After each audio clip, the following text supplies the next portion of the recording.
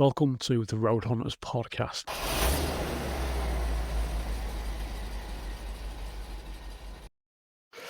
Right, welcome back, everybody, and we are here for another week. And this one is going to be, I'm really looking forward to it. I'm with Andy Howard. Andy actually messaged me about 2 days ago, and I hadn't come across his profile before. I don't know how I hadn't, but this is going to be epic. So Andy Howard is part of a program, as you can see, if you're on the YouTube channel, Drift Across the World, which we're going to get onto. But we're going to learn about Andy at first. We're going to go through his stuff he's done in the past, and then about this adventure. So I suppose initially, just a little introduction to yourself, Andy. You kind of, and I suppose a brief, quick intake of what Drift Across the World is. Yeah, 100%. So, first of all, thanks very much for having me on the podcast. And it's nice to be able to meet up with like-minded people and just collaborate and do cool stuff. So, for me, this is my first time doing a podcast with somebody like this. And yeah, it's an honor, lad. So, yeah, a bit about me. Andy Howard's my name. I'm Irish, and I like to try do as many cool things as possible and to try meet as many cool people as I can. So I've done a couple of different projects. Before maybe spent maybe 7 years in the health and fitness industry, and then moved on to cars. Then and was very involved with drifting and motorsport for the last 7 years. And I was like, right, if I can go anywhere and do anything, what would I do? So I've set up a couple of different projects, and this one is called Drift Across the World. So I will be building a road legal drift car, which is actually a BMW E46 touring, or a wagon, and that will be built here in the UK and shipped down to Australia.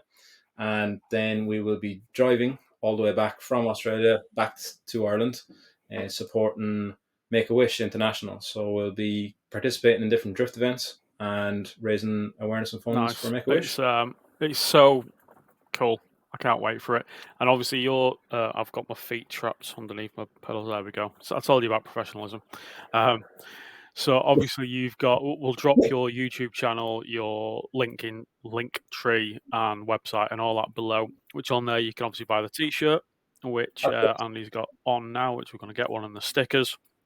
But I think this is going to be a really, really cool project that we need to get behind as a car community as well, and it's going to be really, really good. So, what we're going to do first of all is go into my icebreaker questions, and this is just to free things up, Okay. get you thinking a little bit, and then we'll sort of have a bit of a look at your kind of background and also how you kind of got into cars and that transition as well. So I think that'll be quite interesting too. So, first question, you're up. What's one of your favourite cars of all time?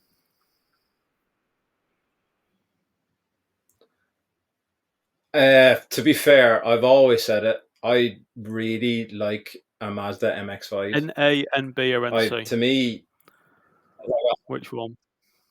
oh no, I mean the Proper. NA all the way. Yep.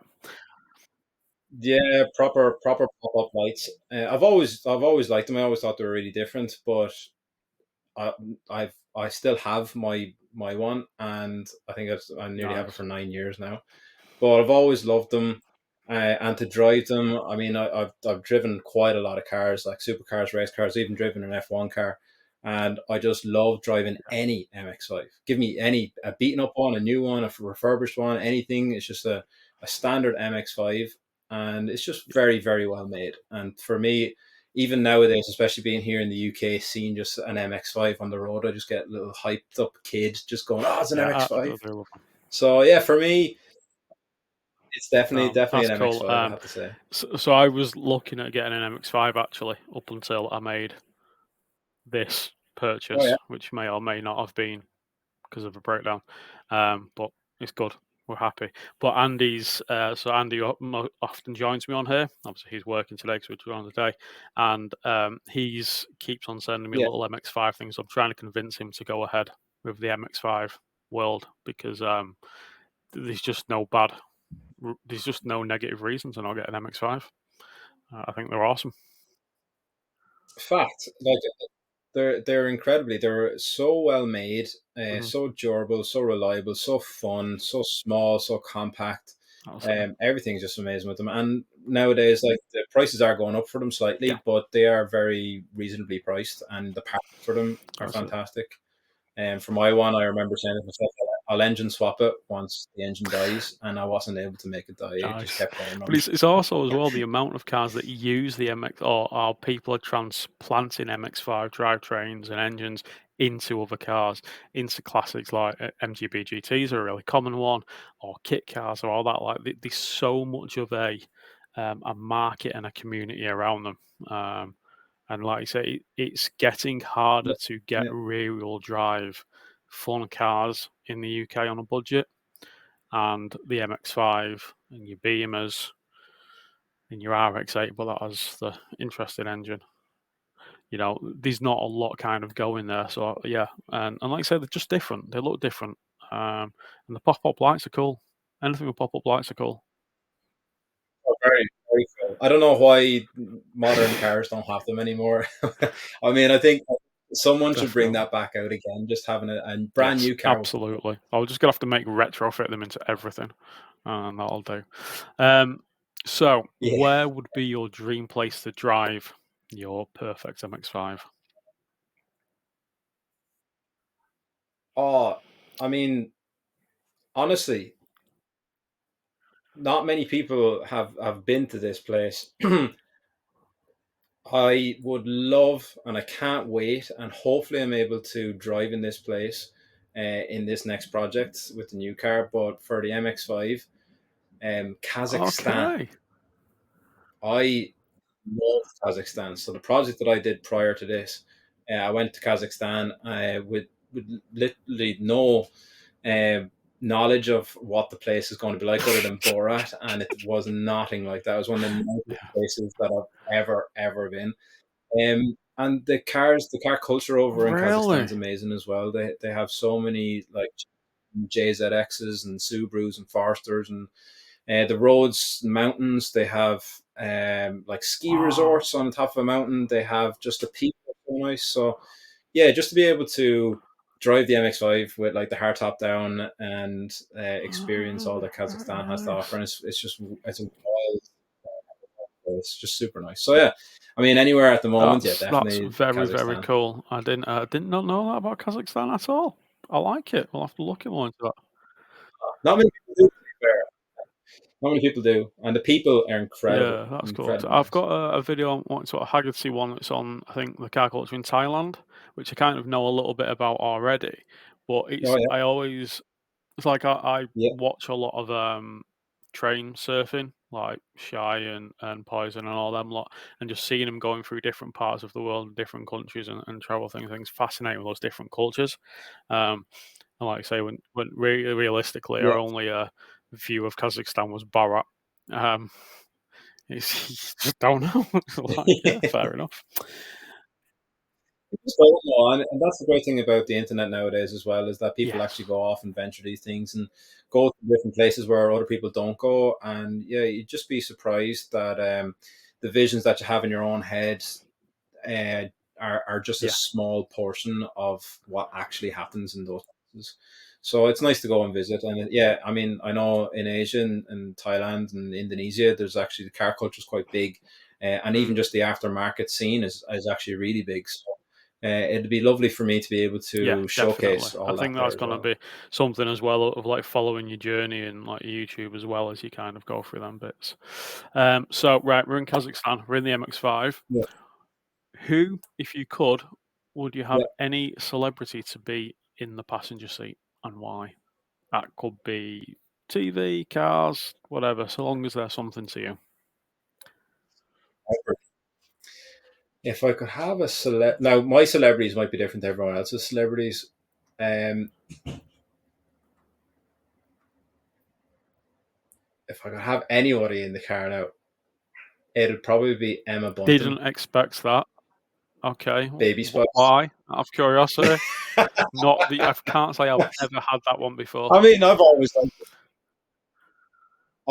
always liked Emma Bunton. Like since I was a kid. That was my first crush, and then only because you said it there, I said, "What's the first thing that comes into my head?" Because I could have like, I don't know, the likes of James Yeah, Dean or yeah, Chelsea Denova, like some sort of drift guy with me. I mean, other than that, if I was to really think about it, I'd probably have the likes of Josh Holdsworth or some sort of yeah, video photographer who can yeah, actually just document the whole yeah. thing and just have a bit of I fun. love how So yeah, I mean, if I could Yeah, grab I any, love how, and I say this to a lot of people, it's like it don't have to be somebody who's in films. Like celebrities to us can be, like you say, James Dean. I fucking love spending time, or like Mad Mike. I watch a lot of Mad Mike stuff because I love Mazdas. Like I say, Josh Holsworth. Like I love his vlogging style. Him and the whole Drift Games channel. And their huge comeback, I suppose. Not really a comeback, you know, but anywhere, but rebirth, I guess, is really cool at the minute yeah, and yeah, seeing what yeah. they're doing. Um, okay, so next one then. If you could compete in any motorsport event from the past or car event, which one would you choose and why? Oh, that's a good question. So, 100%, Mhm. I know exactly which one I would do. Um, it was, I think, 2017, 2016, 2017, where the Mm. Irish Drift Championship tried the first ever, and I think it is actually to this day still the first ever indoor drift event, which was down in Mill Street in Cork. And I was at it, wasn't competing at it, I was only a spectator. And it was at that kind of time in drifting where everything was developing so rapidly, quickly, gaining so much traction, and people could actually see where drifting was going, trying different things. And uh, that event, just to me, was it broke a lot of barriers into the possibilities of Mm. what could happen in drifting. And to be able to do it in Ireland in such a cool venue, and for those who didn't know, the Eurovision was held in Ireland in this particular place, and now Nice. drifting is held in this place for this one round. And the sense of the atmosphere in the whole place, it was obviously all indoors, and the lighting and the cars went outside to inside, so it was almost like a arena they're Wow. coming into. And to be driving that event would have been just an unbelievable time, knowing how much effort you put into the build and the season, and to be able to get that kind of eyes and hype, for Yeah. something that is going to keep That's growing, cool, man. incredible. So, for everyone that actually drove at that, I think would say that's probably one of the best times in That's drifting cool. that they've Very had. cool. And obviously, Irish car culture, drift rally culture. It seems pretty amazing over there. I definitely want to try and get over some of the Yeah, Irish drift rounds and some of the stuff going on because it very much kind of seems woven to a degree in the culture of a lot of people, and you can see from I think the passion and yeah. the skill that comes out of if you have an Irish driver at any event, they're gonna be like good, um, and you can just see them.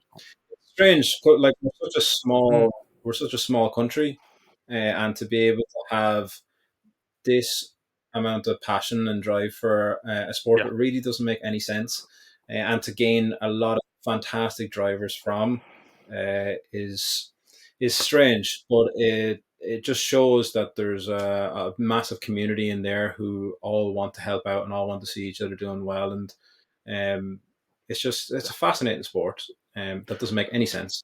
And I think that's what I like most about it. But to have the rally scene coming up and then people coming through with the yeah. drifting, it's just really nice to have it on Yeah, such a small absolutely, it island. is because you've got obviously food trucks over there, but you've only got Mondello's like the main obviously race circuit, which the rallycross is held Yeah, there as well.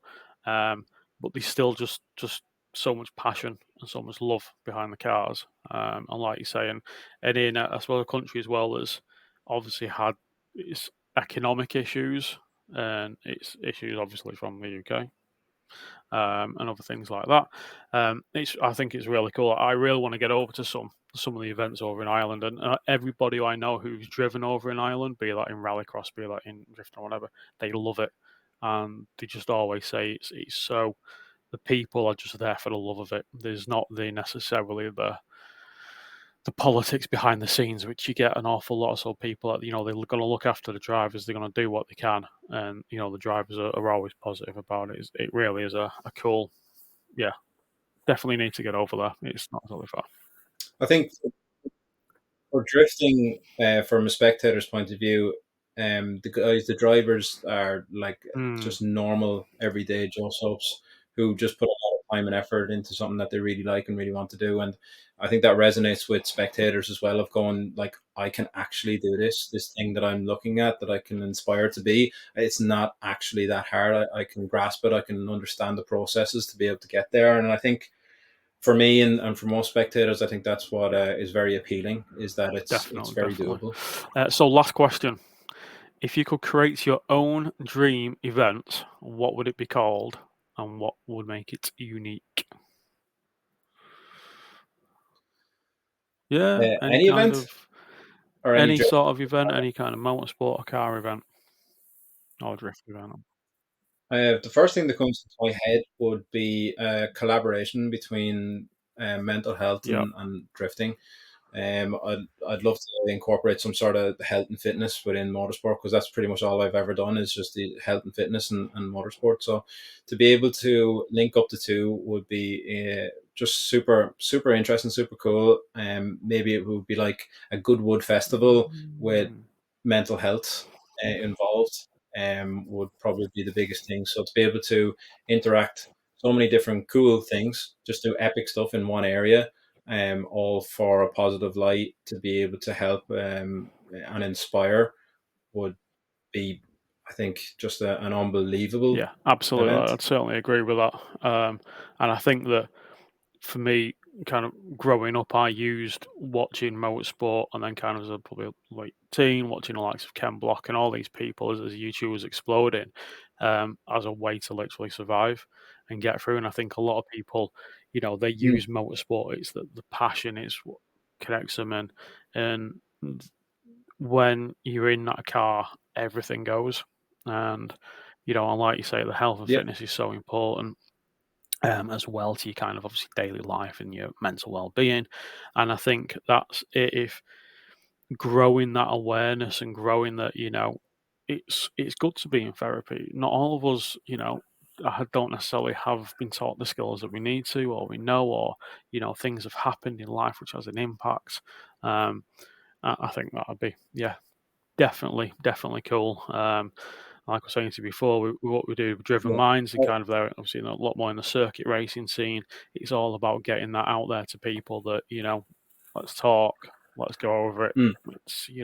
It's, these things are, they happen. It's nature at the end of the day. Um,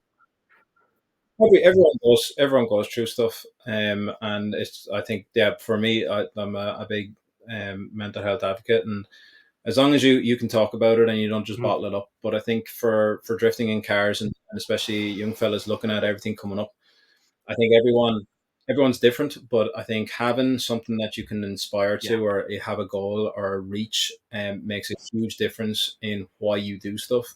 And having that dream and aspiration and goal can help a huge amount. And other people then are in that same boat then, and you can inspire and help and grow and everything like that. And I think that's what the biggest thing motorsport can offer to anybody. And then, as you were saying, like when you're actually in the car, it's strange because all you can do is, mm, but I mean, for motocross, for me, I'm not a big fan of bikes, but I took up motocross a couple of years ago, and for me, the only thing that I could yeah, possibly think about was, yeah. do not fall off, just do not It's fall gonna off. hurt. And then everything after that is a bonus.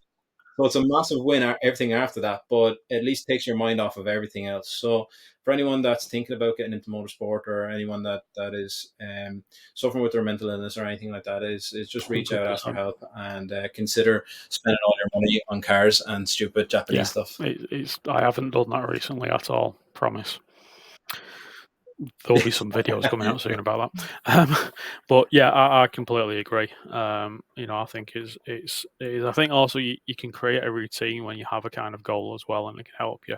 Like I said, mine at the minute are obviously kind of coming across, not away from rallycross. I'm still going to be involved in rallycross a lot, but not necessarily racing.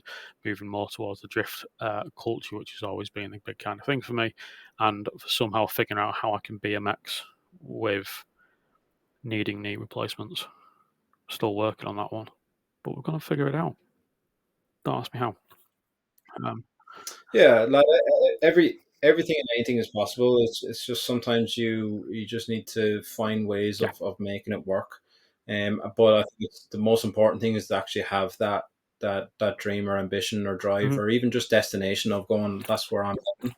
And that's half the battle. And I think at the moment, I think it's very hard for Yes. kids growing up now where everything is seen to be in arm's reach, but is so far away. And when and when they don't know exactly what they want to do, then other problems start to arise. So I think that's the great thing about sport in general, even just like Mhm. football or soccer or any kind of sport, is that you you have an ambition, you have a drive, you have a destination, and you go and put that effort into it. And cars Yeah. can have I that approach completely and that agree. outline I think too. there's a couple of points you mentioned there, which I think really makes sense. Is the one is the not bottling things up and talking about things.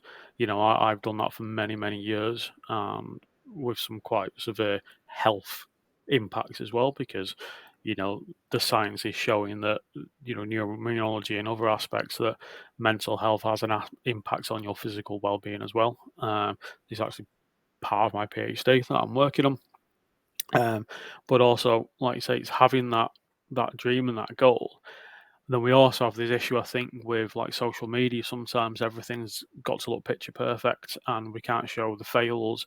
We can't show the fact that something takes time, but we're just inching. It doesn't need to be now, and I think there's an element, and Yeah, certainly the younger generation are probably going to feel that because they're so much, into winding that kind of culture where everything is now. And um, I think that's it. It's an element that things do take time.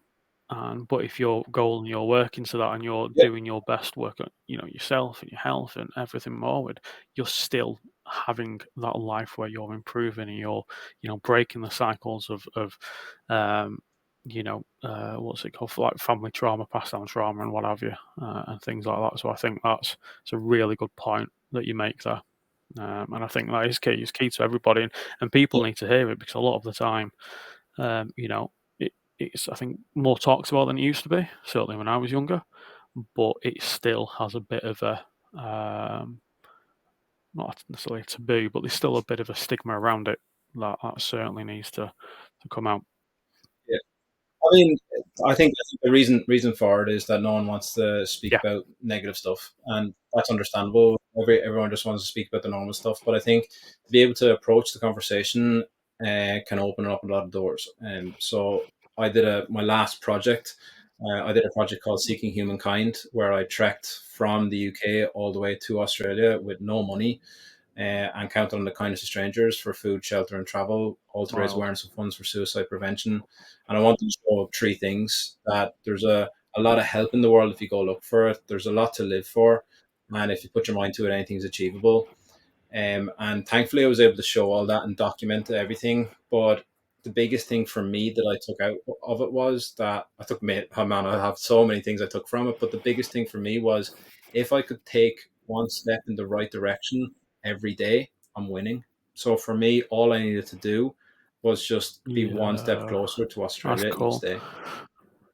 So no matter how big the goal is, doesn't matter how big the problem is, if you can just take one step in the right direction each day, Yeah. then you're Let's winning. have a little chat about that because I think this whole trek thing you did it is incredible. So, for those and for me as well, wanting to kind of go back and follow that kind of journey, is that sort of documented on your YouTube channel, or is it?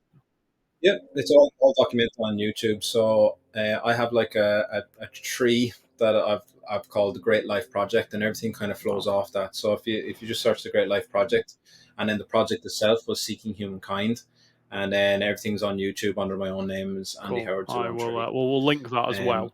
But I'm definitely going back and watching that because I think that's going to be really cool. So tell me about that journey then. So what was that? So it was from Australia back to Ireland, was it? so the last project, Seeking Humankind, was Right. actually from the Okay. UK down to So the Australia. opposite way coming up. So I went to the opposite way, yeah. So I went from the UK down to France, then Switzerland, Italy, then across to Greece, from Greece into Turkey, then Georgia, then Kazakhstan, then India, across to Thailand, Malaysia, Indonesia, and then into Australia. How long did it take you? Because that is a long way to be trekking.